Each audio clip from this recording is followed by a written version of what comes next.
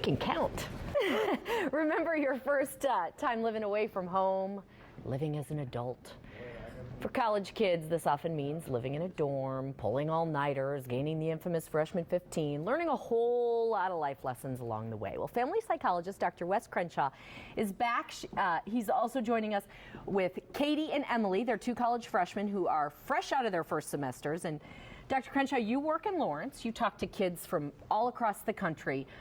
What are some of the biggest obstacles kids face as far as when they first go away to school? Well, the big two are learning to be self-regulating and overcoming poor preparation in high school. It's amazing. You can seem to take all the right courses in high school and you get to college and it's a whole new world. And if you're not really pretty good at self-regulation, and how many of us are at 18? Yeah, exactly. It gets hard in a hurry.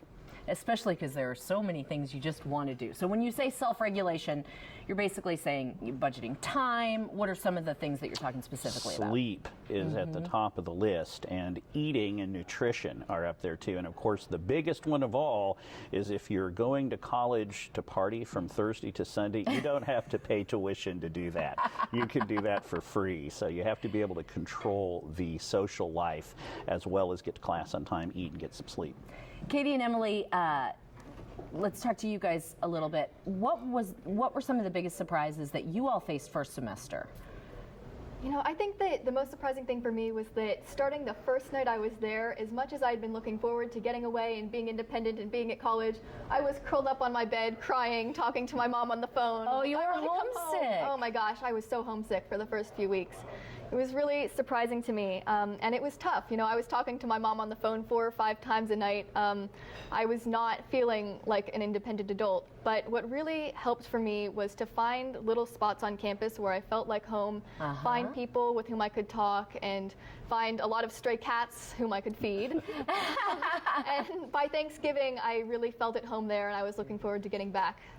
Very good. And your friends really become your family.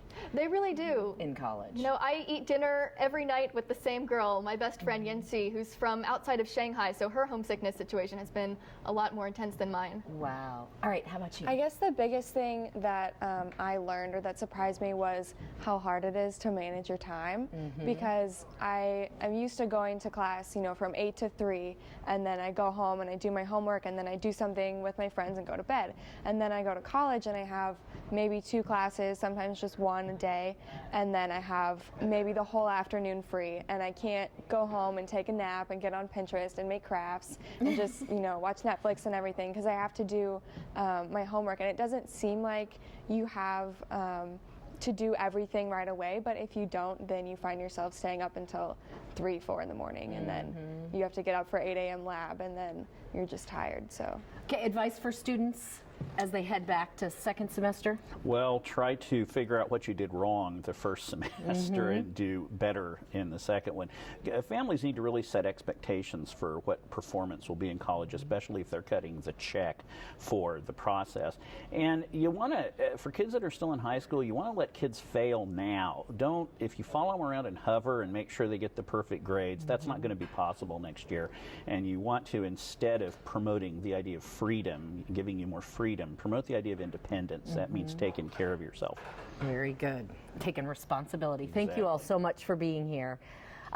Dr. Wes Crenshaw has an office in Lawrence. His phone number is right there on your screen. His email's there as well. If you have additional questions, you can contact him. You can also find him at dr-wes.com. Thanks all of you for being here. Have a Merry, Merry Christmas. Katie.